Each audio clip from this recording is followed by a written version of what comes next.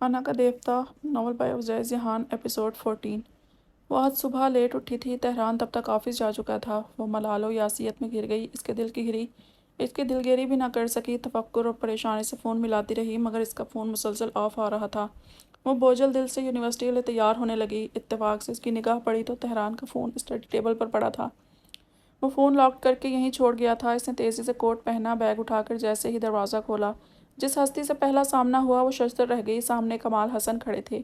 उन्हें कैसे पता चला कि वो दोनों यहाँ पर हैं? वो क्यों आए थे? इसने फ़ौरन से पहले दरवाज़ा बंद करना चाहा मगर उन्होंने ऐसा करने से रोक दिया। बेटा, मेरा यहाँ आने का मकसद सिर्फ तुमसे बात करना है और कुछ नहीं। इनका लहजा इस कदर नरमी और शफकत लिए हुए था कि इसकी आंखें भीग गईं। पहले तो कभी इसे बेटा कहकर नहीं पुकारा था, कभी इतनी नरमी से बात नहीं की थी। वो मोहब्बत की मारी इनकार के दो बोल ना कह सकी और रास्ता छोड़कर एक तरफ हो गई। आप क्यों आए हैं यहाँ? मुसलसल जूतों की नोक दीवार पर रसीद करते हुए इसने कब से दरमियान में हायल खामोशी को तोड़ते हुए पूछा। मेरी बेटी, मैं सिर्फ तुमसे मिलने आया हूँ। मैंने बहुत बार तुमसे रब्ता करने की कोशिश की। मास्को में भी तुमसे मिलने आया था मगर जानती हो तेहरान ने क्या किया? कमाल हसन ने बात अधूरी छोड़कर बगौर इसे देखा, जो ठटक कर इसे ही देखने लगी थी। क्या किया तेहरान ने? वो सब छोड़ो, तुम ये बताओ, तुम खुश हो ना इसके साथ? कमाल हसन ने बड़ी होशियारी से बात बदलते हुए कहा। वो तो बस इनके तेवर ही देखती रही, फिर आहिस्तगी से सर हिला दिया। शुक्र है, मैं तो बहुत परेशान हो गया था। मुझे आसपास के लोगों से पता चला वो बहुत वहशी किस्म का शख्स है। मेरे साथ इसने जो भी किया मैंने बर्दाश्त कर लिया मगर मेरी बेटी को कुछ ना हो, बस यही दुआ की थी मैंने और तसल्ली करने आया था। अब चलता हूँ, इससे पहले कि वो आ जाए। मुझे देखेगा तो पता नहीं क्या सलूक करेगा। वो तेज़ी से उठे और राहदारी अबूर कर गए। तुम अपना ख्याल रखना बेटा। जाते जाते पलट कर नसीहत करना नहीं भूले थे। खुद तो चले गए, पीछे से लामहदूद सोचों के गिरदाब में उलझा छोड़ गए। इसने कमाल हसन को कभी खौफज़दा नहीं देखा था। वो तेहरान से क्यों डर रहे थे? मास्को में तेहरान का दृष्ट और तजलील आमेज़ रवैया वो अपनी आंखों से देख चुकी थी। तो क्या बाबा सच कह रहे थे? तेहरान ने किसी किस्म का नुकसान पहुंचाया होगा, माली या जिस्मानी। इसने दिल में इरादा बांधा कि तेहरान को समझाएगी ज़रूर, बाबा की तरफ से अपना दिल साफ़ कर ले। मगर इसने फैमिली के किसी भी फ़र्द से मिलने से मना किया था। अगर वो उल्टा इससे नाराज़ हो गया तो वो बुरी तरह से उलझ गई। तब बात आई गई हो गई। इसके बाद कमाल हसन बारहा इससे मिलने आते रहे थे। जुल्फ़ इनकी नेक नियति पर इन्हें मना नहीं कर पाई, ताहम वो गिड़गिड़ा कर इससे माफ़ी भी मांग चुके थे। इसने दिल बड़ा करके इन्हें माफ़ कर दिया था। हर सितम, हर जुल्म, हर ज़्यादती का इनके शफ़क़त और मोहब्बत भरे हिसार ने मदावा कर डाला था। वो तेहरान के इल्म में लाए बगैर इनसे मिलती रहती थी। वो इससे बताते थे कि शर्मीन इसके साथ की जाने वाली ज़्यादतियों पर परेशान है। फिर एक दिन शर्मीन भी इससे माफ़ी तलब करने आई थी। शर्मीन के वालिहाना इजहार शफ़क़त पर तो वो जैसे दिलो जान से हार गई थी। ज़ुहैब हसन और ताशफा भी अपनी बेटी जिया के साथ एक आध बार इससे मिलने आ चुके थे। इसे यकीन करना पड़ा था कि सब बदल गया, जबकि कुछ भी तो नहीं बदला था, बल्कि अब बदलने वाला था और इस बदलाव का सरासर नुकसान इसके खाते में आना था। अगर इसे इल्म होता तो इसकी ये हिमाकत हंसती बसती ज़िंदगी में सुनामी बर्पा करने वाली है तो वह कभी कमाल हसन से ताल्लुक़ इस्तवार न करती। क्लब के शोरगुल से बेजार होकर एल्फ ने गिलास उठाया और काउंटर की एक तरफ बैठ गई। देखो, वो शख्स हर बार की तरह तुम्हें ही देख रहा है एली। जैकी के पैर मुसलसल ज़मीन पर थरथरा रहे थे। चेहरे पर मखसूस चमक और मुस्कुराहट के साथ इसे बता रही थी। कौन? एल्फ ने झल्लाहट भरे अंदाज से कहते हुए पलट कर देखा। एक खुशशक्ल जवान फरीफ्ता निगाहों से इसे देख रहा था। इसे देखता पाकर मुस्कुराकर सर खम दिया। एल्फ दिलावर नाम है मेरा। इन जैसे लोग मेरा टेस्ट नहीं हो सकते। इनका तो स्टैंडर्ड भी मैच नहीं करता मुझसे। इसने नखुवत से अबरूज खाकर कहा। उसे अपने हुस्न पर बहुत गरूर था। अपनी बुलंदो बाला ज़ात और शोहरत का इल्ज़ाम था। वो खुद को दूसरों से नायाब और अछूता समझती थी। तुम लाइट ले रही हो बंदे को। इसका बाप अच्छा खासा बिजनेसमैन है। जैकी ने दबे दबे लफ्ज़ों में तरफदारी की जो इसे खास पसंद नहीं आई। वट एवर, जितने भी बड़े हों पाशास के सामने सब फीके पड़ जाएंगे। इसने नाक से मक्खी उड़ाई। मुझे डिस्कस किया जा रहा है गर्ल्स। वो दोनों चौंक कर गंभीर आवाज़ की जानिब मुतवज्जा हुई। एल्फ ने एक नज़र डालकर गोया दूसरी ना डालने की कसम खाई। इंतहाई मुनासिबाना निगाहें और उबाश इसका अंदाज। हाय, मैं ज़ुहैब हूँ। ज़ुहैब हसन, इसने तारुफ करवाते हुए हाथ बढ़ाया। तुम जो भी हो, हमें इससे क्या? क्यों जैकी? इसने सफाकी से बढ़ा हुआ हाथ नज़रअंदाज किया और तस्दीक भरे अंदाज से कहकर हंस दी। वो लब भींच कर रह गया। ज़ुहैब हसन जलती निगाहों से दोनों को देखता वहाँ से हट गया। हद होती है अली। जैकी ने घूर कर इसे मुरव्वत दिलाना चाही मगर निदार्थ। وہ ابرو اچکا کر بولی، واقعی حد ہوتی ہے، ایسا کرنے سے پہلے ایک بار تو آئینہ دیکھا ہوتا۔ جیک کی نفی میں سر ہلا کر پلٹ گئی تو وہ وہیں بیٹھ کر آج ہونے والے واقعے کو سوچنے لگی۔ معمولی سی جھڑپ پر اس نے مہنگی ترین نئے ماڈل کی کار جلا ڈالی تھی۔ اب اسے افسوس ہو رہا تھا۔ دلاور پاشا نے اپنی دولت کا حوالہ دے کر اس کا دل برے طریقے سے توڑ دیا تھا۔ اب اسے تہران کے جذبات اور فیصلوں کی قدر ہونے لگی تھی۔ تہران یہاں رہتا تو اسے بھی لائف سٹائل کے لیے اپنی عزت و نفس پر کمپرومائز کرنا پڑتا۔ اچھا ہوا وہ چلا گیا، مگر ایف نے عزت نفس کی خاطر لائف سٹائل پر کمپرومائز کرنے کو ترجیح دی تھی۔ اسے اپنا پبلک امیج بھی برقرار رکھنا تھا۔ دلاور پاشا کی وقت بے وقت کی راگنی سے وہ خود بہت عاجز آ چکی تھی۔ اس میں اتنا حوصلہ نہیں تھا یہ زندگی چھوڑ کر تہران کی طرح گوشہ نشین ہو جاتی اور سادگی پر اکتفا کر لیتی، کیونکہ اسے لت لگ چکی تھی، لگژری لائف کی لت۔ وہ خود کو اتنا بے بس محسوس کرتی تھی کہ کبھی کبھی تنہائی میں گھٹ گھٹ کر روتی تھی۔ اس کے جذبات اور دکھ مارنے والا کوئی نہ تھا، تہران بھی نہیں۔ اس نے آنکھوں سے ہلکے گلابی رنگ کا سلیپنگ بینڈ ہٹایا اور بھرپور انگڑائی لے کر سیل فون پر وقت دیکھا۔ صبح کے 6 بج رہے تھے۔ وہ روز اسی وقت اٹھتی تھی۔ اپنی فکر کو مینٹین رکھنے کے لیے روز جم جایا کرتی تھی۔ کچھ دنوں قبل ہونے والے جھگڑے سے وہ مسلسل اعصابی دباؤ کا شکار تھی۔ جم بھی نہیں جا پائی تھی۔ اب اسے افسوس ہونے لگا، وہ ویٹ گین کر چکی تھی۔ قداور آئینے کے سامنے بغور اپنے جسم کا جائزہ لیتی نگاہیں پھسل کر وائٹ للی کے پھولوں پر جا رکی تھیں۔ اس نے خوشگوار حیرت سے پھول اٹھا کر ناک کے قریب کیے۔ خوشبو سے سانسیں معطر کرتے ہوئے وہ دروازہ کھول کر باہر آ گئی۔ سلک کا گاؤن سیڑھیوں پر جھاڑو دینے لگا۔ یہ پھول کس نے رکھے ہیں میرے کمرے میں؟ ضرور دلاور پاشا نے معذرت کے طور پر اس کے کمرے میں رکھوائے ہوں گے، اس نے خوش فہم ہو کر سوچا۔ کوئی گیٹ پر چوکیدار کو دے کر گیا تھا اور ساتھ یہ بھی کہا تھا کہ آپ اسے فون کر لیں، ملازمہ نے بتایا۔ کون ہو سکتا ہے؟ اس نے سوچتے ہوئے بکے الٹ پلٹ کر دیکھا۔ سرخ رنگ کی چٹ جو اس کی نگاہوں سے پہلے نہیں گزری تھی۔ ایک ملاقات کی درخواست عرض کرتا ہوں، اگر منظور ہو تو میرے نام ایک پیغام چھوڑ دیجیے گا، صہیب حسن۔ نیچے نمبر بھی تحریر تھا، مائی فٹ۔ وہ سیخ پا ہو گئی۔ بے دردی سے پھول پھینک کر سلیپر تلے بری طرح سے مسل دیے اور چٹ کے 2 ٹکڑے کر کے ہوا میں اڑاتی کمرے میں چلی گئی۔ روٹین کے مطابق جم نپٹا کر اس نے کمرے میں منگوا کر صحیح سے ناشتہ کیا تھا۔ آج کل دلاور پاشا سے اس کی شدید ناراضگیاں عروج پر تھیں۔ یونیورسٹی میں بھی اس کا دل اوب گیا تھا، اعصاب جھنجھلائے سے تھے، کچھ اچھا نہیں لگ رہا تھا۔ اوپر سے جیکی کے انکشاف نے اس کا دماغ آسمان پر پہنچا دیا تھا۔ کل جو لڑکا ہم سے بات کرنے کی کوشش کر رہا تھا نا؟ کون سا لڑکا؟ اس نے ناگواری سے بیچ میں ٹوکا۔ ارے وہی کلب والا لڑکا، صہیب حسن۔ اس کے بارے میں پتہ چلا ہے کہ وہ شادی شدہ ہے اور ایک بیٹی کا باپ بھی ہے۔ واٹ؟ وہ زور سے چلائی، اسے شدت سے اپنی توہین محسوس ہوئی تھی۔ اس نے تیزی سے اپنا بیگ اٹھایا اور غصے سے پارکنگ کی جانب بڑھی۔ ہائے علی، سامنے آتے لڑکے نے ہاتھ ہلاتے ہوئے کہا۔ گیٹ آؤٹ آف مائی وے۔ وہ قہر بھرے انداز میں سے دھکا دے کر گزری اور آپے سے باہر ہو کر گاڑی بھگا لے گئی۔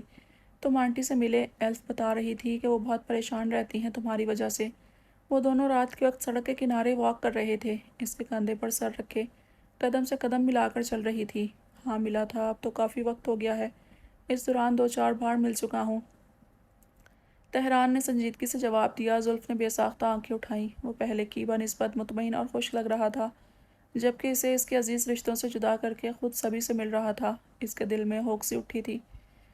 کیا ہوا؟ ایسے کیا دیکھ رہی ہو؟ کچھ نہیں، اس نے سرد سا جواب دیا۔ چلو آؤ اس بلند پہاڑ پر چڑھتے ہیں، اس نے ہلکے پھلکے انداز سے کہا تھا۔ وہ اکثر ہی ایسی شوق فرمائشیں کرنے لگا تھا۔ مجھے نہیں چڑھنا پہاڑ پر، مجھے گھر جانا ہے۔ اس کا دل ایک دم ہر شے سے اچاٹ ہو گیا تھا۔ وہ سرد آہ بھر کر رہ گیا۔ چلو مجھے بتاؤ تم اداس کیوں ہو؟ بلکہ چلاؤ ان پہاڑوں کے دامن میں، بہت وسعت ہے، تمہارا دکھ سمیٹ لیں گے۔ وہ روبرو اس کی آنکھوں کی گہرائی میں اترتا ہوا بولا۔ وہ جواباً خاموش رہی۔ بس بات سنو، اگر کبھی میری یاد تمہیں بہت ستائے تو تم اس چوٹی پر اپنی باہیں کھول کر مجھے پوری شدت سے آواز لگانا۔ پھر جب آوازوں کی بازگشت پلٹ کر تمہیں سنائی دے تو محسوس کرنا مجھے تم اپنے آس پاس پاؤ گی، دھڑکتے دل کی دھڑکنوں میں محسوس کرو گی، جسم میں رواں خون کی گردش میں محسوس کرو گی۔ میں تمہاری سانسوں میں خوشبو کی مانند اتروں گا۔ جب تیز ہوا کا جھونکا تمہارے وجود سے ٹکرائے تو سمجھ لینا کہ یہ میں ہوں۔ وہ بس اسے دیکھتی رہی۔ کیا اس کی محبت کی انتہا بھی تھی؟ اس نے صرف سوچا، ایسا کبھی نہیں ہوگا، میں تمہیں اتنا دور جانے ہی نہیں دوں گی۔ ناراضگی کا برملا اظہار کیا اور رخ موڑ کر پلٹ گئی۔ اگر چلا گیا تو وہ جاننے پر مصر تھا تو تمہیں واپس آنا ہی پڑے گا، کیونکہ میں آسانی سے پیچھا چھوڑنے والی شے نہیں ہوں۔ کھڑوس پاشا آنکھوں میں آنکھیں ڈالے بے باکی سے دانت کچکچا کر بولی تو تہران دل و جان سے فریفتہ ہو گیا اور اس کے گرد دونوں بازو دراز کر گیا۔ دونوں مسکراتے ہوئے گھر کی جانب لوٹ رہے تھے۔ تم دیکھنا اب میں تمہارا کیا حال کرتی ہوں زہیب حسن۔ اس کا خون کھول رہا تھا۔ نفرت و ناپسندیدگی سے بڑبڑاتے ہوئے اس نے نمبر ڈائل کر کے فون کان سے لگایا۔ زہے نصیب، میں نے کہا تھا پیغام بھیج دینا، آپ نے تو کال ہی کر لی، یہ بھی اچھا کیا۔ خیر یہ بتائیں کیسی ہیں، ملاقات کے بارے میں کیا خیال ہے؟ اس نے قہر آلود لہجے میں کہا اور اس کے سوالوں کو نظر انداز کر دیا۔ اف، اتنی بےتابی مس ایلف دلاور پاشا۔ اس نے جیسے اس کی بات سے حز اٹھایا تھا، پھر جلدی بات سمیٹ کر بولا، مبادہ مغرور چڑیا اس کے شکنجے میں آنے سے پہلے ہی نہ نکل جائے۔ میں پارک ویسٹ ہوٹل کے کمرہ نمبر 12 میں تمہارا انتظار کر رہا ہوں، جلدی آنا۔ جملہ آخر اس کی بے قراری کا منہ بولتا ثبوت تھا۔ شوہر تم سے ملنے کو جتنی میں بےتاب ہوں شاید ہی کوئی دوسرا ہو، اس نے ایک عزم سے کہا۔ فون بند کر کے بیڈ پر اچھال دیا۔ وہ اس وقت عام سی حلیے میں ملبوس تھی، مگر غضب تو یہ تھا کہ اس کی خوبصورتی عام حلیے کو بھی خاص بنا دیتی تھی۔ تمہاری 7 نسلیں اس ملاقات کو یاد رکھیں گی زہیب حسن۔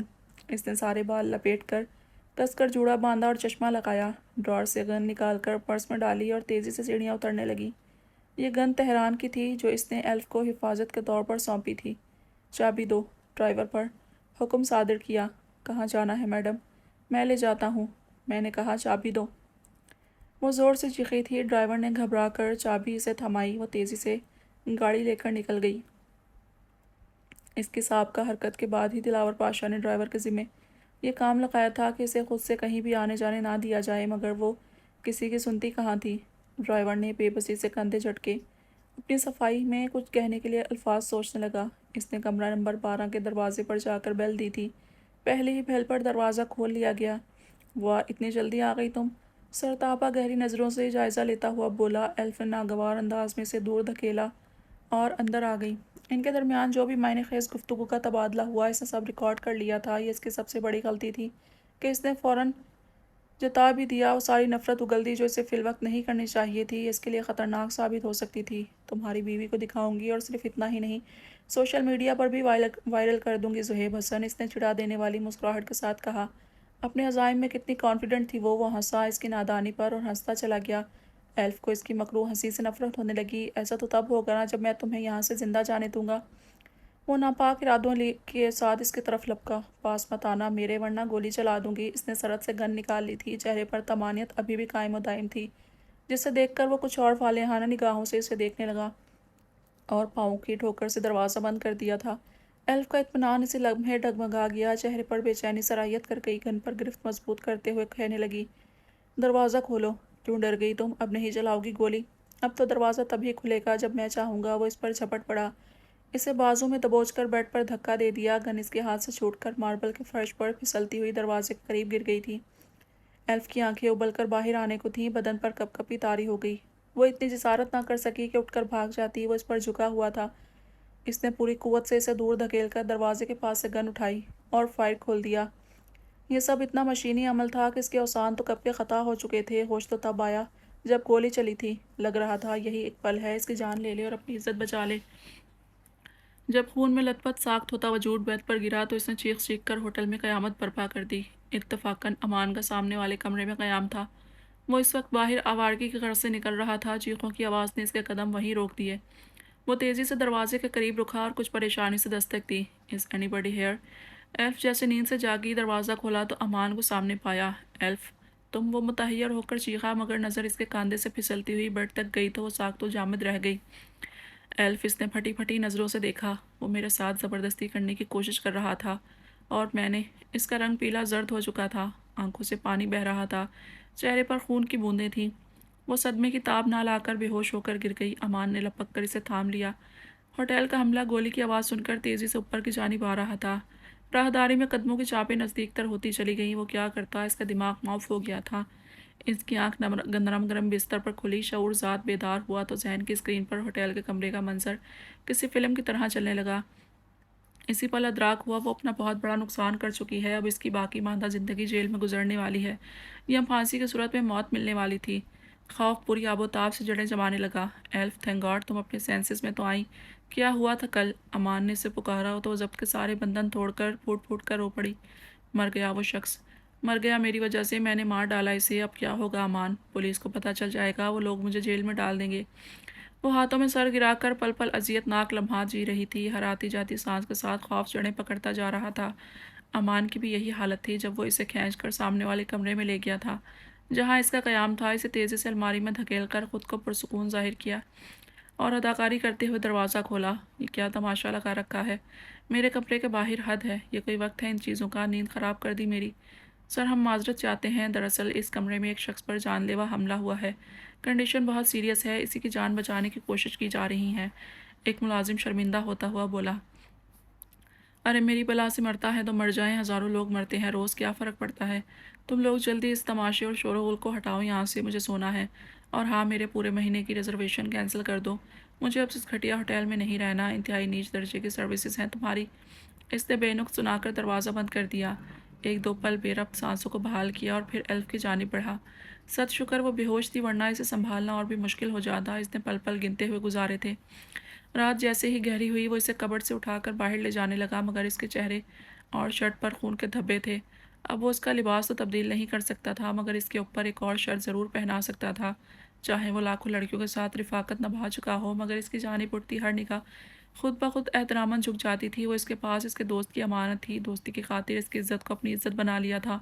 شرٹ کے اوپر ایک اور شرٹ پہنا کر ٹشو سے اس کا منہ رگڑا اور رات کے گہرے اندھیرے میں اسے اپنے نجی فلیٹ میں لے آیا، مگر وہ پھر بھی مطمئن نہیں ہوا۔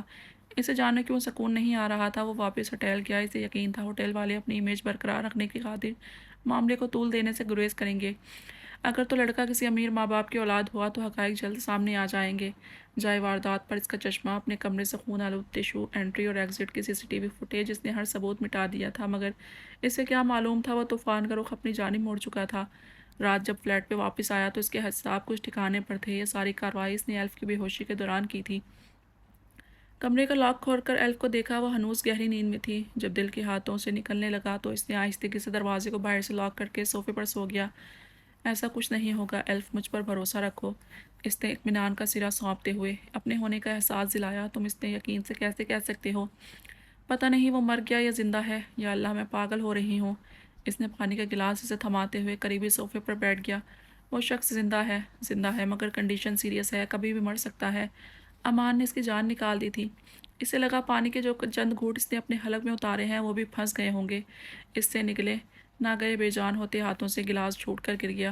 وہ ایک دم اٹھا، اس کے قریب آیا، ہاتھ بڑھائے، کچھ جھجکتے ہوئے کاندھوں سے تھاما۔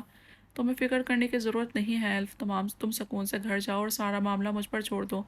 میں ہوں نا، مجھ پر بھروسہ کر کے دیکھو، میں تمہیں کچھ نہیں ہونے دوں گا۔ جس نرمی اور شائستگی سے اس کے کندھے سہلاتے ہوئے کہہ رہا تھا، بے دم سی ہو کر آسودگی سے بولی، یہ میں نے کیا کر دیا امان؟ لہجے میں پچھتاوا ہی پچھتاوا تھا، ملال ہی ملال تھا۔ اب تم گھر جاؤ ایلف، آنٹی اور انکل پریشان ہو رہے ہوں گے، اس نے پیار سے سمجھایا۔ آنٹی اور انکل نے کبھی اپنی اولاد کی پرواہ کی ہوتی، ان کی دیکھ ریکھ کی ہوتی تو حالات یہاں تک پہنچتے ہی نہ، ایلف نے نفرت سے سوچا۔ اگر پولیس نے مجھے ڈھونڈ لیا تو مجھے پھانسی پر لٹکا دے گی امان۔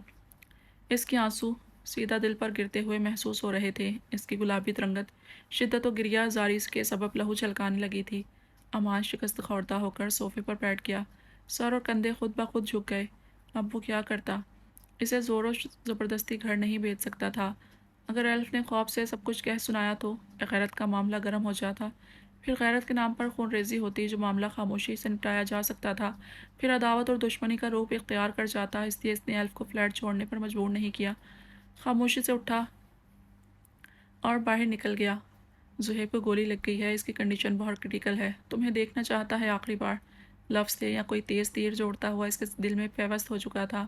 اس کا بھائی ہاسپٹلائز تھا، دماغ کچھ سوچنے کے قابل نہیں رہا تھا، وہ سب کچھ چھوڑ چھاڑ کر اڑ کر بس کسی طرح پہنچ جانا چاہتی تھی۔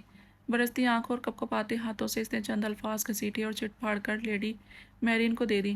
تہران میں معمول کے مطابق آفس سے لوٹ کر آیا۔ اس وقت رات کے سائے گہرے ہو رہے تھے، وہ استقبال کے لیے کھڑی ہوتی تھی مگر آج نہیں تھی۔ زلف اس نے آہستگی سے پکارا، پھر تیز اور تیز۔ وہ ایک جگہ سے دوسری سے تلاش کر رہا تھا، کہاں جا سکتی ہے۔ وہ تیزی سے باہر نکلا۔ بیلکنی میں لیڈی میرین نے اسے مضطرب انداز میں گھر سے نکلتے دیکھا۔ آپ نے میری وائف کو دیکھا ہے؟ کہاں گئی ہے وہ؟ کچھ بتایا اس نے؟ خوف سے اس کی سانسیں مدھم چل رہی تھیں۔ فکر مت کرو مائی سن، وہ اسی شخص کے ساتھ گئی ہے جو اکثر اس سے ملنے آتا تھا، مگر وہ آج دونوں ہی کچھ پریشان لگ رہے تھے۔ فکر نہ کرو، آ جائے گی، تمہارے لیے کاغذ چھوڑ گئی ہے۔ اس نے الجھے ذہن کے ساتھ کاغذ تھاما۔ زہیب کو گولی لگی ہے، اس کی کنڈیشن سیریس ہے، میں اس سے ملنے ہاسپٹل جا رہی ہوں۔ وہ بہت دیر تک کاغذ پر تحریر لفظوں میں پھٹکتا رہا۔ وہ لیڈی میرین کی بات پر زیادہ شاکڈ ہوا تھا۔ کیا وہ عمر دراز گرے بالوں والا شخص تھا جو زلف سے ملنے آتا تھا؟ اس نے معاف ہوتے ذہن سے سوچا۔ ہاں ہاں، اس کا والد تھا شاید۔ تم نہیں جانتے اسے؟ لیڈی میرین نے الٹا اس سے سوال کیا جو اس وقت جواب دینے کی پوزیشن میں نہیں تھا۔ تو یہ کھیل کھیلا جا رہا تھا اس کی پیٹھ پیچھے۔ اس کے سینے میں درد سا اٹھنے لگا۔ زلف نے اس کے ساتھ کیے عہد کو ٹکرا کر غداری کی تھی، اس کی بات رد کر دی تھی، جیسے اس کی نظروں میں کوئی وقت ہی نہیں تھی۔ خفیہ ملاقاتوں کا سلسلہ نہ جانے کب سے چل رہا تھا۔ عرضدار شکستہ لٹے لٹے انداز میں چلتا گھر کے اندر آ گیا۔